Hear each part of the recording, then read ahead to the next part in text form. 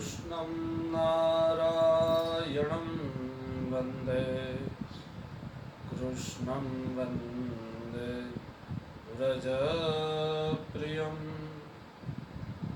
कृष्णं द्वैपायनं वन्दे कृष्णं वन्दे पृथासुतं गोपाल भगवान की जय।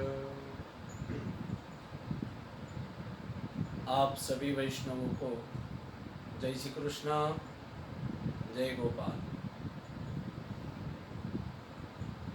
अधिक मास का पावन सत्र चल रहा है और उसी में हम सब ठाकुर जी की कुछ न कुछ सेवा में लगे हुए हैं। ये जो शरीर है वह एक खेत है। जैसा भी बोओगे वैसा उठेगा। ये अधिक महीने में आप जितना हो सके उतनी भक्ति रूपी खेती कर लो ताकि अच्छे से अच्छा इसका फल हमें प्राप्त हो और ठाकुर जी पसंद हो। वैसा हम करें, हम ऐसे भक्त बने जो ठाकुर जी को प्रिय लगे। करीबन 3-4 दिन से यही चर्चा चल रही है कि हमारा चरित्र ऐसा निर्माण हो कि ठाकुर जी को अत्यंत प्रिय लगे। उसी वेला में आगे बढ़ते हुए ठाकुर जी कहते हैं, यो न रुष्यति न द्वेष्टि न शोचति न कांक्षति शुभाशुभ परित्यागी भक्तिमान यः स मे प्रियः। यो न रुष्यति न द्वेष्टि, जिस व्यक्ति को न हर्ष है न उसको दुख है। अगर कोई चीज आसानी से मिल जाए तो उसका हर्ष भी नहीं होता और अपनी कोई प्रिय वस्तु का नुकसान हो जाए तो उस पर शोक भी नहीं करता वह भक्त।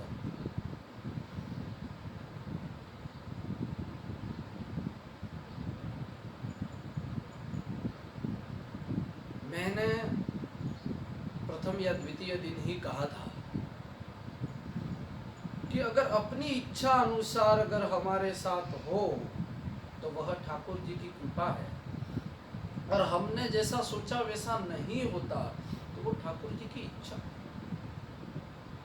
अगर उस वैसा मानकर अगर इस पंथ पर हम आगे बढ़ेंगे ठाकुर जी को अत्यंत प्रिय लगेगा।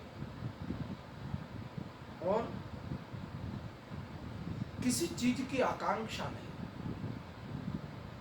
हम अगर मंदिर भी जाते हैं, हम ठाकुर जी के दर्शन के लिए भी जाते हैं तो बहुत सारी चीजों को मांगते रहते हैं, मुझे ये दे देना, मुझे वो दे देना।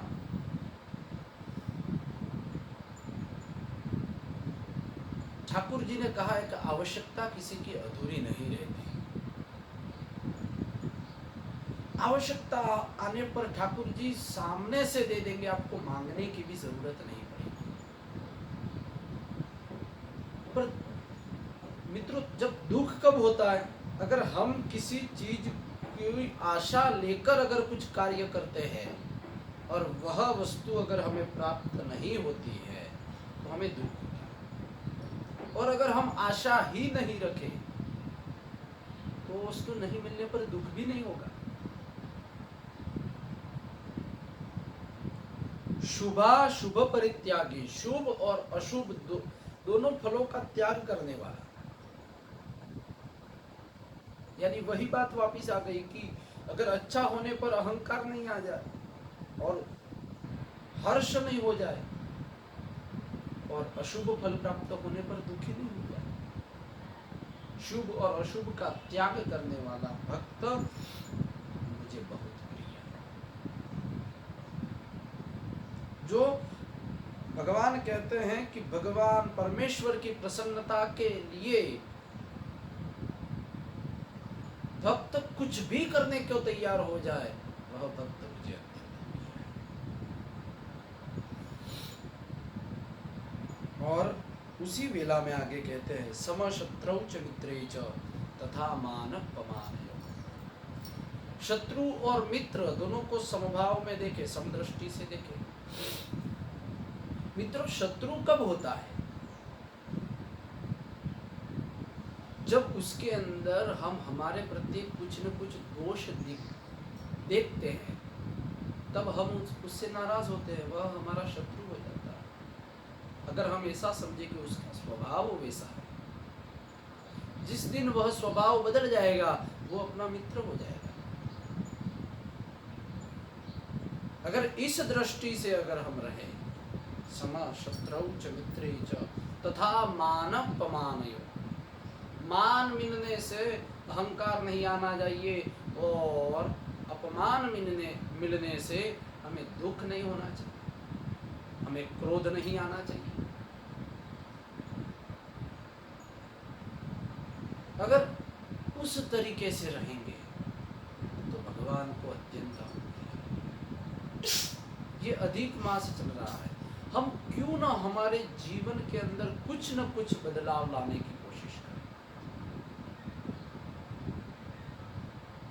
और हमारे जीवन में परिवर्तन आना, यही एक भक्ति का रूप है। तो हम इस अधिक मास के चलते हुए यह प्रयास निरंतर करते रहे कि हम हमारे जीवन में कुछ न कुछ परिवर्तन लाए और भक्ति के पंथ पर और आगे बढ़ते जाए और ऐसा मैं कुछ करूं जो ठाकुर जी को अत्यंत प्रिय लगे। तुल्य निंदा स्थितिर्मौनी,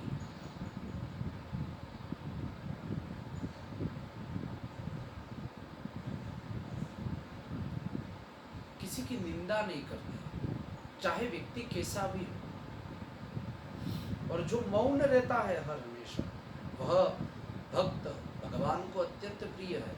और भागवत जी में भी वही बात बताई गई है, निरपेक्ष मुनिम शांतम निर्वैरम समदर्शनम। भागवत जी में भी यही बात बताई है, निरपेक्ष, और यहाँ कहा है अनपेक्ष। यहाँ कहा है कि मौनी, वहां भी मौनी, और शांत रहने वाला, अपने मन को शांत रखने वाला, निर्वैर। और वही बात यहाँ कही है कि समः शत्रौ च मित्रे च।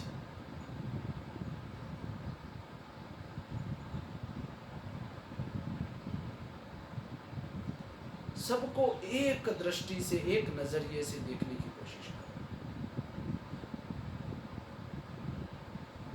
हम अधिक मास में ऐसा प्रयास करें कि हम हो सके उतना हमारे जीवन के अंदर परिवर्तन लाएं, हम भक्ति के पंथ पर और आगे बढ़े, वैसा प्रयास करते रहे, नित्य सत्संग को श्रवण करते रहे।